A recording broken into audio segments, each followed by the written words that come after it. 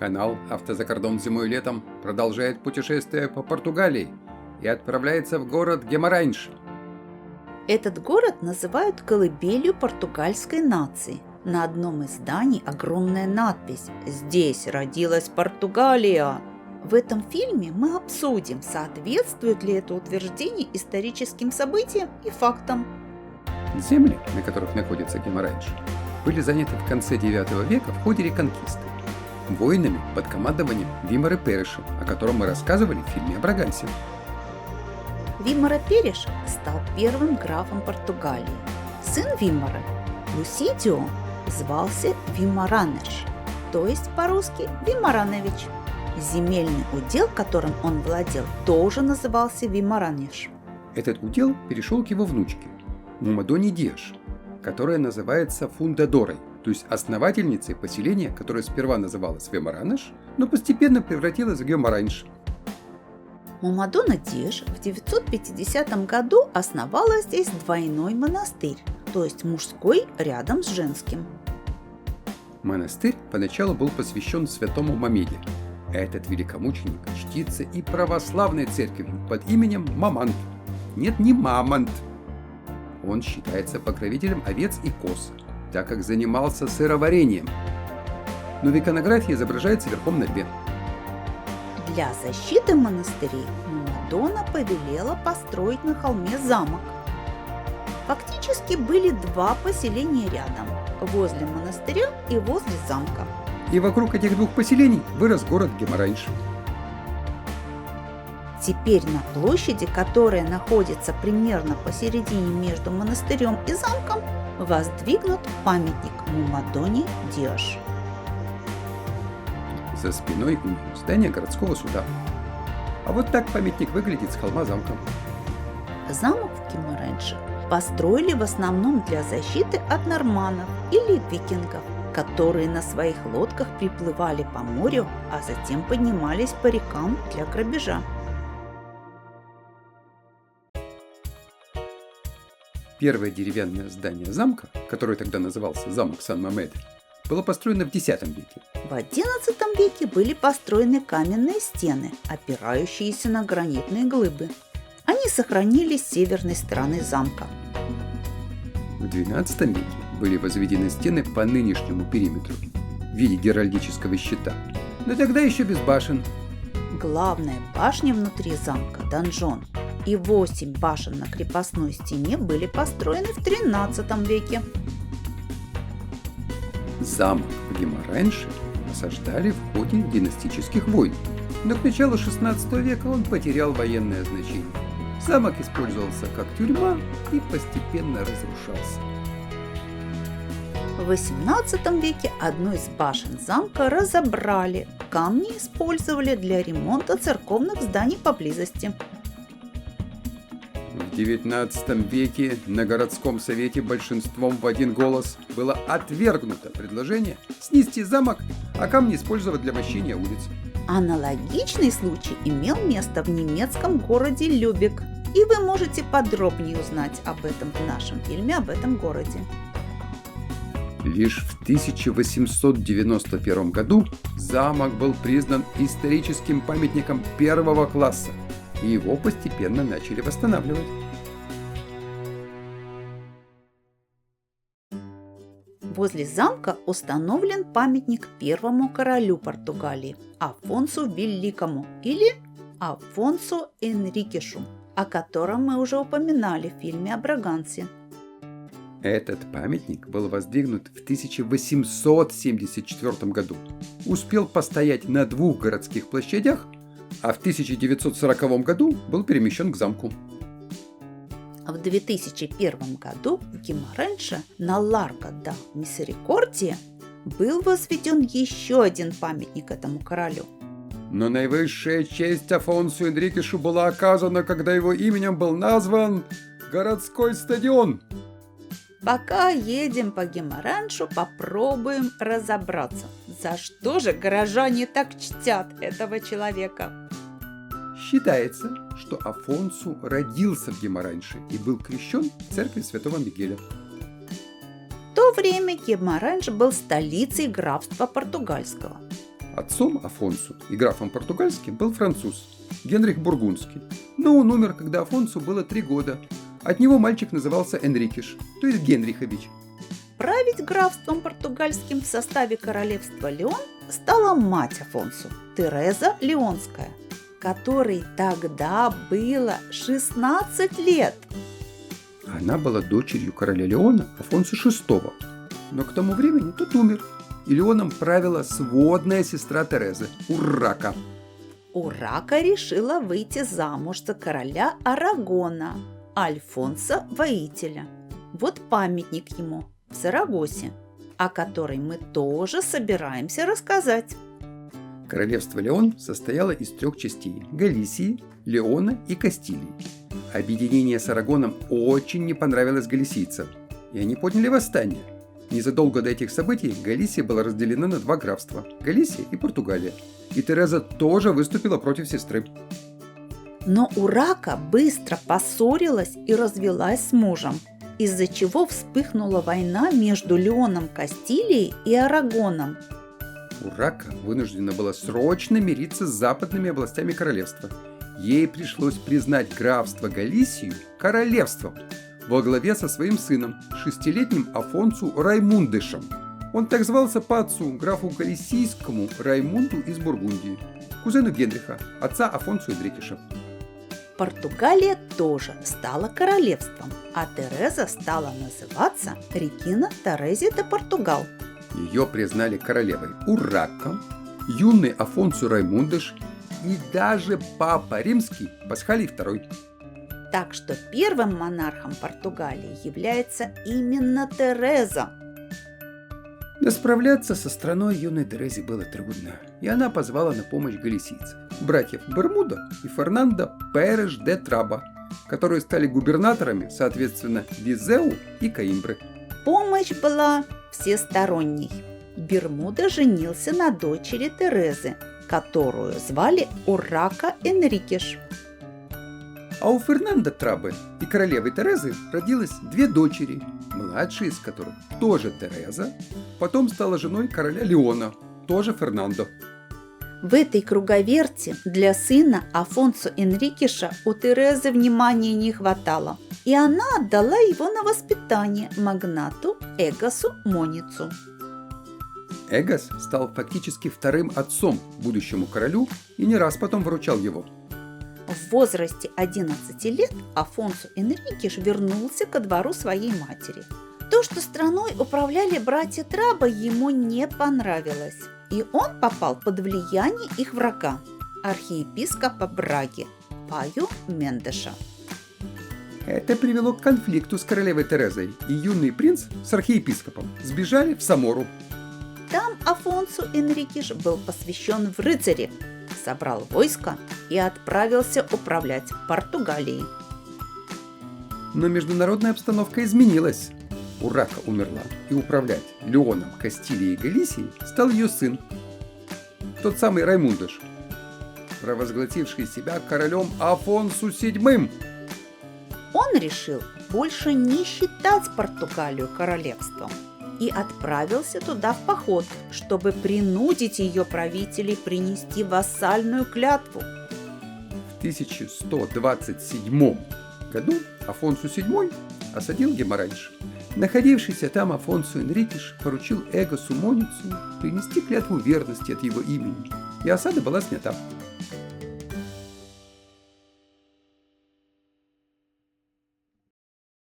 А в 1128 году произошло одно из самых важных, но при этом самых загадочных событий португальской истории – битва при Сен-Мамеде. Единственное, что о ней точно известно, это дата. Битва произошла 24 июня 1128 года, в день Иоанна Крестителя.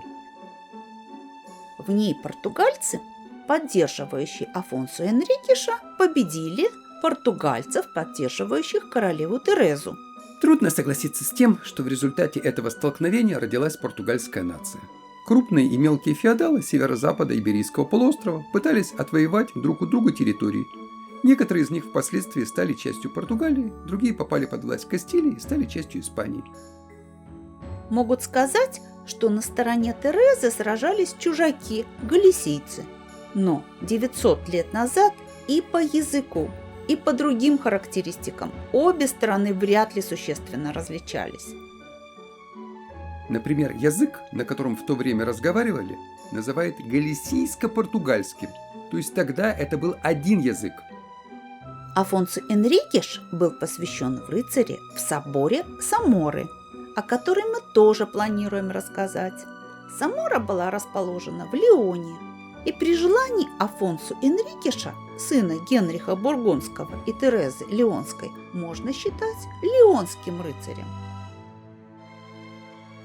Битва получила название Сан-Мамеде, потому что так тогда назывался замок в Гимараньше. Но где точно она происходила, не установлено. В 5 километрах от замка установлен небольшой мемориал битвы с 7 абстрактными скульптурами.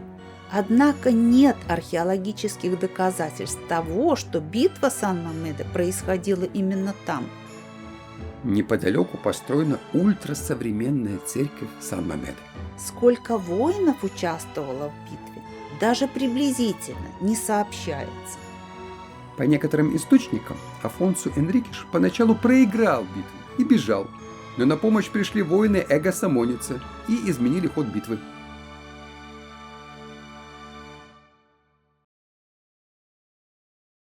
Что изменилось после битвы Сан-Мамеде, не совсем ясно. Афонсо Энрикеш и до битвы правил Португалией из Гимаренша. По одним источникам, он заточил свою мать Терезу в замке Ланьозу. По другим, она уехала в Галисию, в монастырь Монтедорамо. В 1130 году Тереза умерла. Ее останки были торжественно захоронены Афонсо Энрикешем в соборе в Браге. На надгробии написано «Регина Терезия, королева Тереза». Так что считать победу сына над матерью эпохальным событием оснований нет. В городе Понте-ди-Лима королеве Терезе поставлен памятник. Кстати, мы сейчас едем по улице, названной ее именем. После битвы Сан-Мамеде Афонсо Энрикеш королем не стал. Он не называл себя графом. Тогда было бы ясно, что его статус намного ниже статуса Афонсо VII, а именовал себя принцем. Лишь через 15 лет после битвы был подписан договор в Саморе, в котором Афонсо VII признал Афонсо Энрикеша королем Португалии, а тот его императором Испании. Для развития Гимараньша битва Сан-Мамеде имела скорее отрицательное значение, так как через 3 года после нее Афонсо Энрикеш перенес столицу в Коимбру, о которой мы тоже расскажем. На карте королевства Португалия 1150 года Гимараньш уже не обозначен.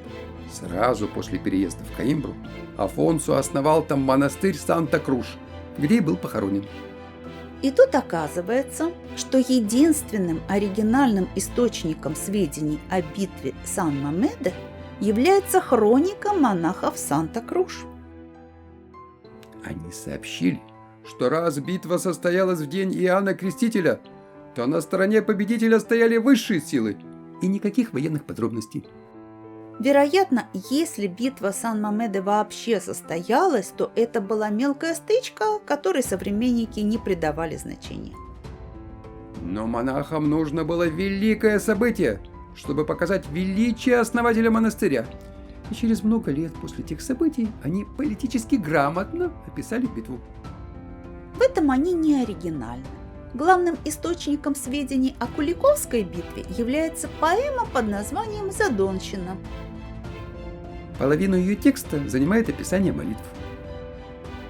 Место Куликовской битвы указано точно, сейчас там музей, хотя многолетние археологические раскопки не выявили в этом поле следов битвы. Но как о Куликовской битве знают все русские школьники, так и все португальские школьники знают о битве Сан-Мамеде, которая в учебниках называется «Первым днем Португалии». Вопрос в том, что считать истиной. То, во что принято верить, или то, что подтверждено фактами. Возле замка стоит 3-этажное здание. Это дворец герцогов Браганских. первом герцоге Браганском Афонсу мы рассказали в фильме о Шавише. От своего отца, короля Жоао I, Афонсо получил обширные владения, в том числе Гимаренш, и решил построить там дом. Афонсу много путешествовал по Европе, поэтому дворец Гимаренши построен в стиле французских особняков. Впоследствии герцоги Браганские сделали своей резиденцией дворец в Вилла-Висозу, в Алентежу, поближе к Лиссабону. Мы тоже побывали в Вилла-Висозу. И посмотрите, как ныне выглядит герцогский дворец, памятник шестому герцогу Браганскому и церкви на центральной площади. А дворец в Гимаренше стал приходить в упадок. И в 1807 году здесь разместились военные казармы. Дом герцогов Браганских постепенно разрушался, и его стали разбирать на стройматериалы. Хотя в 1910 году здание было признано национальным памятником, реставрационные работы были проведены лишь в 1930-х годах. В 1959 году здание получило статус официальной резиденции президента Португалии на севере страны. Сейчас под эту резиденцию отведен третий этаж. На втором этаже размещен музей, а на первом проводятся различные выставки.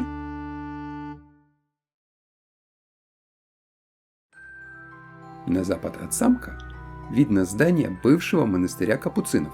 Монахи прибыли в Гимаренш в середине 17 века, и для строительства монастыря использовали камни из замка и дворца герцогов. В середине 19 века здание монастыря было перестроено в неоклассическом стиле, и там была оборудована больница. Сейчас в здании размещен музей. На юго-запад от герцогского дворца находится комплекс религиозных зданий. Церковь Носа Сеньора де Карма построена в 17 веке в стиле барокко и посвящена Святой Терезе. Далее расположена часовня Девы Марии с большой картиной на стене в стиле азулейжу. И еще дальше дом Санта-Эстефания. Это социальное учреждение, где размещены школа, детский сад и социальные службы. Вообще в Гимаренше много храмов. Самая знаменитая церковь Носа Сеньора де Оливейра. Она находится там, где Мамадона Диаш основала в X веке монастырь. Сейчас это исторический центр города. В этой церкви служил священником Педро Жулиан, ставший потом единственным папой римским португальского происхождения под именем Иоанн XXI. На площади Бразилии в Гимаренше была маленькая часовня, посвященная Носа Сеньора де Консоласау. В 1785 году на ее месте был возведен огромный храм в стиле барокко. Небольшая церковь де Сан-Дамасо была построена в 17 веке в центре города, но в 1960-х годах она была аккуратно перенесена поближе к замку. Храм посвящен святому Дамасию. Он первый из римских епископов стал называть себя папой. Есть мнение, что он родился в Гимаренше, хотя город был основан через 650 лет после рождения Дамасия. А теперь информация для автопутешественников. Мы заехали в Гимаренш по дороге из Браги. По пути свернули в супермаркет Lidl, где запаслись продуктами и перекусили. Пока осматривали город, машину оставили на стоянке Ларго Мартин Сарменто с паркоматом. А потом со стены замка увидели большую общественную стоянку и проехали возле нее по дороге в Шавиш. Будущим автопутешественникам рекомендуем именно эту стоянку. А мы, ваши гиды, Татьяна Андреева и Константин Красовский, едем дальше, в город Шавиш. И вы уже можете увидеть фильм об этом городе сразу после просмотра данного фильма. Чтобы не пропустить следующие фильмы о Португалии и других странах, подписывайтесь на канал «Автозакордон зимой и летом». Ставьте лайки и делитесь видео с друзьями. До встречи в другом городе или стране.